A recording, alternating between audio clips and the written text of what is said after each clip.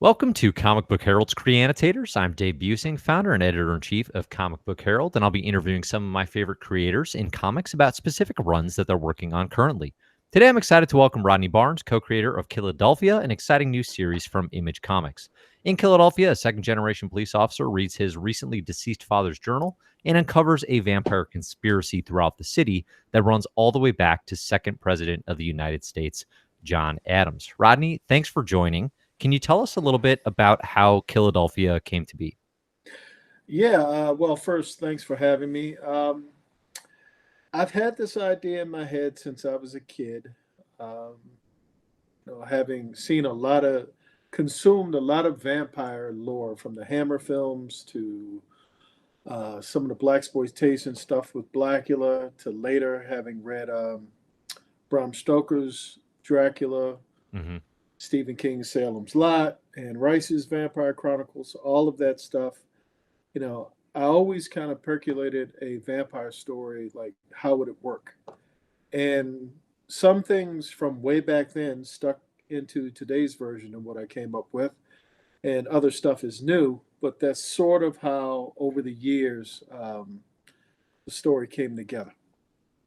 Sure, that makes sense. Yeah, I noticed. I went back and I was reading your run on Falcon that you had done with Marvel Comics prior to this point, and the second arc there does get vampire heavy with the involvement of Blade.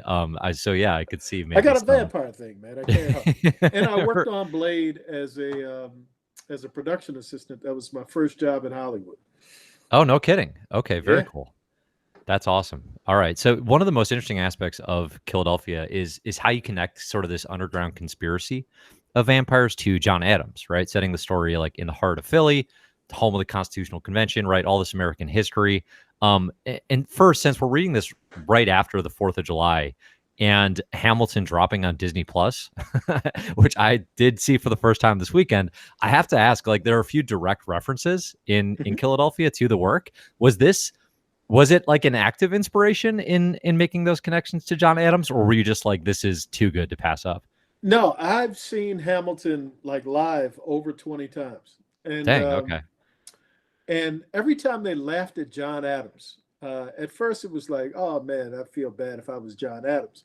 And then Yeah. as I would go through like my journey of witnessing Hamilton, it was like, well, what if John Adams was the audience and how would he feel?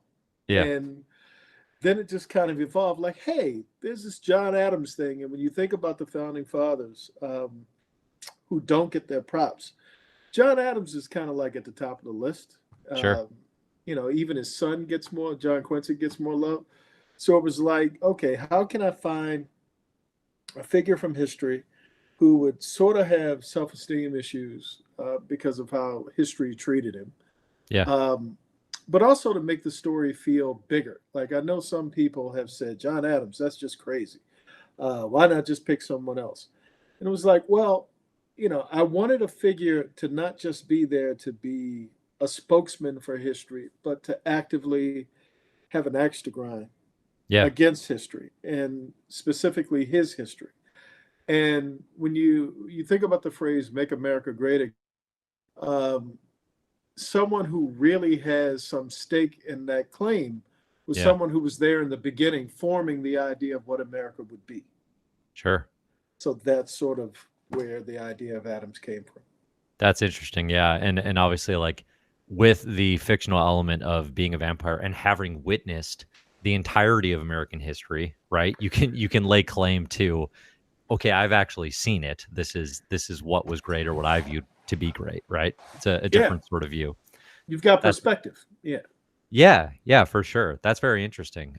Given so I guess this kind of ties into a question I had for later, but I'm curious now. How long are your plans for Philadelphia? I know, so we have the first arc is complete, the first 6 issues, right? And the Hmm. trade is coming out July 8th, 2020. So very Hmm. soon here from when we're recording. And I know you have an issue 7 planned, but what are your plans beyond that? I've got about 5 arcs planned. I want to keep going, of course. Nice. When I get in, I have a loose plan for right around the middle of arc 5 for something that no one is expecting. Sure. And either they'll love it or they'll hate it. There's no in between. There's no gray. Yeah. But it deals with history as well. I think the DNA of history and the hard city sort of are foundational aspects of what Killadelphia is. So I would never want to take it too far away from that. Um, so that's the quick answer. Okay. Yep. And that ties into, I think, actually what my follow up was going to be, which was, is there an interest in exploring that the bill, because so we go from, we're in 2020 or Hmm. thereabouts, right, in Philadelphia, and there's this vampire uprising led Hmm. by John Adams, right? But Hmm. obviously from his fake death from yellow fever, there's centuries of time to Hmm. be potentially explored. Is that something that you're interested in doing? Yes, primarily through his guard. All of them come periods in the same way I dealt with Brianna and Brittany in the first arc of Hmm. being able to say that they came from the period of the Civil War. Um, Virtually every period of American history that's interesting to me, I would like to delve into, like their periods of Reconstruction, Yeah. the periods around World War I and World War II. I like being able to jump back in time and seeing not just the politics of the day, the social dynamic of the day, but to be able to integrate more of a personal feeling of what history was to these vampires and to their world and how they fit into it in a way Sure. that history was sort of boring to me as a kid. And it's interesting to me now as I've gotten older and been able to kind of connect the dots to where we are today. Like last night, I was watching 1968 on CNN, Hmm. and it was the Humphrey Nixon uh, presidential campaign. And it sounded a lot like what we were going through or what we're going through today, Yeah. with a polarized dynamic. And so being able to sort of juxtapose the past and how the past sort of reflects and mirrors where we are today, that's all interesting stuff that I'd like to be able to unpack for as long as the series runs. For sure. For sure. Very cool. Um, Not quite the same, but a similar line of thinking in terms of dealing with the complexities of history. And in Philadelphia, you're tackling pretty head on like issues of race in the city of Philadelphia, right? And sort of like the the haves and the have-nots, right? You have the upper class and the lower class, and John Adams clearly sort of doing that thing that we see a lot of times with these big villains where they say, well, what do you have to lose? You're the poor people, right? So come to Hmm. my vampiric uprising, right? And then obviously, like in this instance, that doesn't go his way. um Writing police is similarly like obviously loaded with political and Hmm. social complexity right now. Hmm. In this book we have a vampire detective, ultimately, and his son on the force. How do you approach those being, your main point of view characters, and obviously like a core, their generational ties are essential. How do you approach that type of character? I try to be objective more than anything else. I think when you're dealing with police and politics, um, I try my best not to take a side. I Yeah. try to allow both. Um, if we're dealing with two modes of thought, like think with the police have their point of view. The vampires slash people have their point of view, and I like to try to find virtues. I think we have enough real life stuff on television right now to speak to the vices. Um, I like to speak to the difficulties, the nuance and specificity in between those two worlds that sound bites and television and real life stuff really doesn't have the time or patience to dig through. Yeah.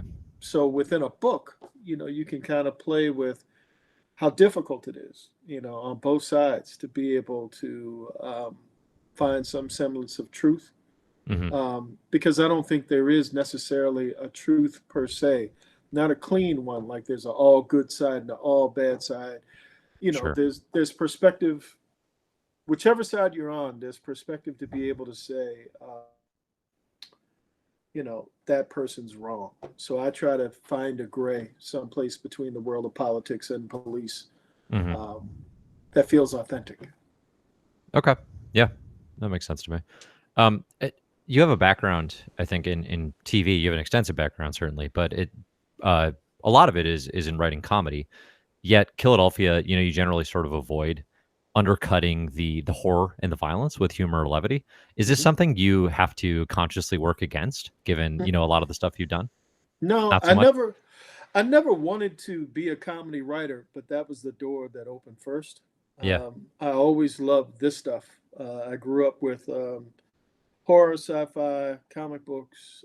Genre was sort of my life, but Yeah. when you're scratching and scraping to try to make a name for yourself and just to get into the world of writing, you take whatever opportunity I can walk through and I can figure it out. But I always had my eye on when the opportunity, when I was able to create the opportunity to get into the world of genre, I was going to take advantage of it. And so I've always sort of, I think this is more natural to me as a writer than the comedy stuff ever was. I have a solid sense of humor. I know people that are way funnier on the page than in real life. But this has always been my passion, um, horror genre, this stuff. So after Sure. years and years of reading and consuming horror stuff, um, to be able to do this now is an honor. Cool. Cool. Did you grow up, or later in life, come to reading like any of the vampire comics, like Marvel's Tomb of Dracula or stuff like that? I grew up with Tomb of Dracula, all of Marvel, House of Mystery, all of that kind of stuff. Yeah. You know, I have the actual Blade when Blade was introduced Yeah. in that book. I always loved it. It never the Mike Plug Werewolf by Night Hmm. series stuff. I grew up with all of it. Very nice. Cool.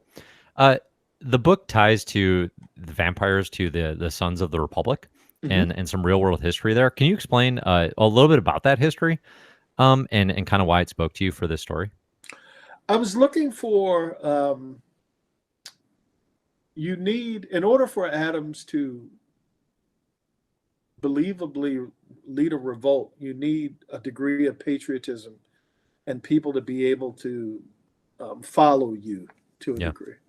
And so that's a very, instead of just like spouting rhetoric and getting people to, because you're a vampire, so you're trying to hide. You're not necessarily out there like, a religion trying to get people converts. Here was more of how could I use patriotism in such a way that he could create an army of people who were like-minded, um, either by force, which I was in the second issue, Hmm. or willingly coming ahead. And so, throughout speaking to the question that you asked me earlier, speaking to history, when I did some digging, I found the Sons of the Republic thing in various pieces of time. And I was like, okay, what if I use that as the foundation for the people who follow him, the vampires that follow him? Yeah. And that would sort of be it's like when you say the Tea Party or the Black Panther Party or whatever. You find groups of people, pockets of people who have a certain ideology, and it happens to be political, but they're ardent, they're feverish about their belief systems. Hmm. Um, that's what I wanted the Sons of the Republic to be. Cool. Cool. Yeah, it's a good fit. As far as your like other comics works, you did Quinn Credible for Lion Mhm. Forge, which is a really cool kind of Peter Parker meets Luke Cage style story, There you set go. in that yeah, set in that Catalyst Prime universe. But it's a pretty huge tonal shift, from a book like Quinn Credible to Philadelphia, or of course, like I've been looking into your career prior to this certainly, and upcoming, you have some really exciting, interesting work on like a Tiger Woods scripted series, a Lakers documentary. Like there's this really extensive, genre, like breaking across genres. Is that something that you are seeking as a creator, like as a creative person, or I don't know, like obviously all of us have we aren't one thing. right? At the end Mhm. of the day, right? Everybody has different interests. But I was definitely struck by like, wow, you're really like refusing to have a silo on what your career is. Is that something you work towards? Oh yeah, it was funny when you said, the first part of my career being comedy because my representatives, everybody around me was trying to get me to become the sitcom guy, and I never Yeah. wanted to be the sitcom guy. And I have a lot of different interests, and at the end of the day, it's all story. Whether you're writing about vampires or sports or whatever it is, if I can find myself in it and I can find something that's interesting in it specifically to me emotionally, Sure. um, I can I tend to be more attracted to those types of things. It doesn't matter what genre, and I still kind of, even though I say I'm not doing comedy so much anymore, even though I do have one in development, I try to add some stuff in to each book, and I like the way you phrased it.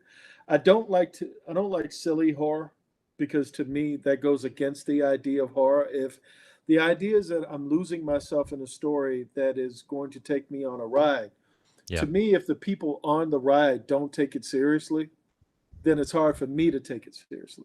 Hmm. And I sort of come from the school of Stephen King, where you use humor in character, but not so much as, we're going to make this a funny scene and these guys are funny. But Yeah. it's more of, this one person uses horror as a defense mechanism in order to make it through a series of events that are horrifying. But you still take it serious at all times. So, yeah. That's interesting. I actually watched I watched the first episode of Dracula on Netflix last night. I was cramming vampire history Yes. Yes. for this. It's good And stuff. I love the way it's shot. I love the way it looks. It's beautiful. yeah, it's a fun, energetic show, but it does definitely do that thing of when I was scared, then all of a sudden it was definitely it became so almost absurd to the point that it was a little goofy. And I was like, okay, good. I don't have to feel as scared anymore Hmm. because they're I letting want me the full laugh. scare. I want the full scare the hell out of me. That's what I want. Yeah. How do you collaborate that atmosphere with, Jason Shawn Alexander and the team? Like when you're, scripting, let's say the first appearance of the vampires, right? And there's this kinetic sort of raw energy that Alexander brings to his art. When you're collaborating with a team like that, are you scripting out like tone, or are you just sort of, I don't know, like I guess what is that process? Usually, well, before Killadelphia, we probably had about 4 or 5 dinners at Monaco's Lobster House in Encino, where we would sit down and discuss, how we wanted the book to look, how we wanted the book to feel. And I could tell from his work on Spawn and his independent stuff. And if you're ever fortunate enough to go to his studio, you see all of this sad, melancholy, horrifying art like Yeah. everywhere. It looks like a serial killer just kind of painted all of this stuff. And I knew to keep him engaged every 2 or 3 pages, I had to give him some of that. It couldn't just be talking heads. Yeah. So if you go through the pacing and the rhythm of Killadelphia, every 2 or 3 pages, there's something there that feels like I need to let him artistically go. And then as a fan of his, I try to push him a little bit further to say, how can you create horror that makes you feel something under the horror? Like, hopefully, if you've invested emotionally into the characters and you feel empathy for them, when the horrifying stuff comes, it actually lands harder. So Hmm. it's not so much just to make a pretty, horrifying picture. Hopefully, it lands because you've been following his storytelling. I always look at comic book artists as directors. Yeah. And, Jason very much so is able to do little subtle things that aren't on the page that actually enhance. It lets me know that, he's emotionally invested, but it also, to me, enhances the journey of the book. But always looking to push him to another place artistically because I'm a fan. Very nice. Cool. Is that something that you took to pretty naturally, that back and forth between writer and artist? You No, obviously have a no? Like, how would you no. So is that one of the bigger ways you think you've improved since kind of diving into Yes. comics?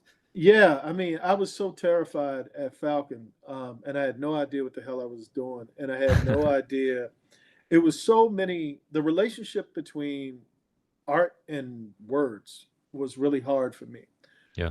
And when they would tell me, this is kind of depressing. You got to lighten the mood and throw some jokes in there. I'm thinking the jokes I would write for a stand-up comic or for a sitcom or whatever. Mhm. And I was so not necessarily overwhelmed, but I knew. And if you follow close enough, there's something I'm trying to do. I don't think if I could do it today, I think I would have done it better than I did the first time out. But I needed that experience in order to be able to calm down. And I did Lando, Double or Nothing, after Yeah. Falcon. And I think Lando is better than Falcon, and Incredible is better than Lando, and Killadelphia is better than the three before. There you So go. I Yeah. think I'm moving in a good direction as far as writing comics is concerned. But I didn't know it's a whole other art form. And I know it's still story, but being able to connect with the reader was something that was different than connecting with the viewer. Yeah. And there would be times where it's not Sam Wilson's voice, it's Rodney's voice, Mm. it's Rodney's joke. And I had to learn that, okay, I have to place myself in these worlds the same way that I would in film or television instead of writing in quotes a comic book. Mhm. Um, I had to sort of find my voice. And I think Killadelphia is the first one that's actually me. All of the other ones were, I'm trying to nail this. I'm trying to get it right. I'm trying, how do you do, blah, blah, blah. And then also, I was sort of a ding by time. I was a comic book fan mostly in the late 80s, early 90s, and comic books have evolved so much. And I was still buying them. I'm still buying them every Wednesday, but I'm not reading them as much. It's this weird kind of addiction that I have to buying a lot of comics and not reading them all the time. Yeah, for There'll sure. be one or two things that I'll read, and everything else goes in a big white box, like the ones you have over in the corner there. Yeah. And so I had to, connect with today's reader, today's style of storytelling, just put in the work. And I think for me, in television and film, the work is sitting down and just writing. But here, it was a whole new art form that I had Mhm. to learn and go through my growing pains. Sure. No, that makes sense, and I do think, like, even, reading, Falcon as it was coming out and now reading Philadelphia, I mean, it's a more confident work. You can definitely tell, like, it feels like a book that you are more comfortable writing, Mhm. in a lot of ways, and I think that is, one of the strengths. Is returning to Big 2 style, create characters that have history something that you're interested in, or now that Philadelphia is sort of taking off, is that more the realm you want to stay? No, it is, but under the right circumstances. I think, Sure. Falcon was an open assignment. They asked me if I wanted it, and I said yes. It was kind of the same thing as with sitcoms and TV. It was like, opportunity, sure. Let me take a crack at it. Yeah. If I went back, I would love to. DC has these Black Label books. Yeah. I would love to do one of those. I would love to do. Do I you have a love character horror. that Swamp Thing. stands out to you? Swamp Swamp Thing? Thing. Nice. Swamp Thing. It's someone moved them all. They're someplace, but you know this kind of stuff, Monsters Unleashed, and Awesome. Yeah. I'm sort of a monster horror file. So Swamp Yeah. Thing, Alan Moore, that run sort of changed my life. I'd loved a lot of stuff up until then, but his run and Bissett and Total Bin's art, For sure. it changed the way I looked at comics. And then later with the Vertigo stuff with Neil Gaiman and Miracle Man as well. But Hmm. anything that sort of is intended to provoke thought and not just have adventure, but Sure. something that stirs the soul a little bit. I'm more interested in than just fighting. You know, that's Yeah. cool. And I'll Yeah. read it. You give me a good fight, I'll read it. But I think for what I do well, anytime I'm writing from my heart and things that I really care about, I tend to do better when I'm writing from there than I'm writing just with my mind. Um, Yeah. I need to be emotionally connected. No, it makes a lot of sense. Swamp Thing Black Label book would be awesome. I think Swamp Thing is due for a return to form, in some ways. So I'll be keeping my eyes peeled for that Please one as do. I've got a solicits. Yeah. Nightwing Swamp Thing story that I would love to tell. Okay, that'd be awesome. Yeah, for sure. Since we were talking about it with the connections between TV and comics, there are plans that I've read about to bring Killadelphia to series. Can you talk a little bit about where in the process that is and kind of what your involvement is? I'm writing the outline in the script as we speak. Well, I'm writing the outline first, and then I'm going to go directly to script. But I should have the script done by the end of the month. Very cool. And how do you change? Like, I guess maybe the better question is, do you change things when you're writing for different mediums now, right? As you were describing, the art Hmm. requires different types of style and approach. Are there elements to the story that you're looking to change, to flesh out now that you're going back to it? You have no choice. Yeah. In comics, I think the first Killadelphia is 22 pages, and you need at least 45 minutes for an hour show. Um, Whether it's on network or if it's streaming, you can get a little bit longer. So you have to fill in those gaps that aren't in the book, those pieces that aren't in the book. Hmm. Um, and so that's sort of the process now. But it's kind of fun. I mean, being able to breathe life into it beyond the page is adding music and, you know, different elements and different characters and people that you Sure. need in order to be able to, you know, make the car go. Um, Sort of cool. Yeah. No, that makes a lot of sense. Um, is there is there something that you like? Well, let me rephrase this. Is there something that you try to do with comics horror to actually instill that sense of like fear? I guess because in TV you have right the music and all the jump scares and that sort of thing. How do you try to maintain that in a medium that is so different in a lot of ways? Um, I was a stand in on the movie The Green Mile for Michael Clark Duncan, even though we Yeah. look nothing alike. And I asked Stephen King, sort of what's the secret? And paraphrasing, of course, it was like it's not everybody thinks it's the monster. They Yeah. think it's the vampire or the this or the that. That's the thing that people kind of lose themselves and get scared over. Like it, they think it's the clown. But really, it's the investment that you make in the protagonist that you don't want to get hurt and how you identify with that person. Hmm. Um, if there's anything that doesn't require jump scares and all of that stuff, it's really building the foundation for your protagonist and getting the audience to care about them.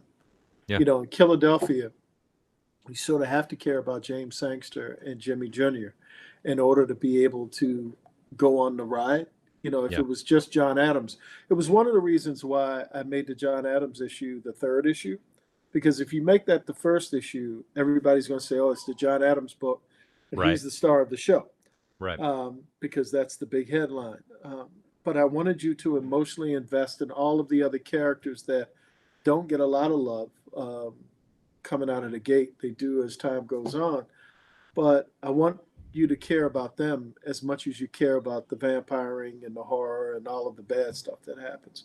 So to me, if I can get the reader emotionally invested and make it an emotional connection to my protagonist, um, that makes up for all of the stuff that you can't do, you Yeah. know.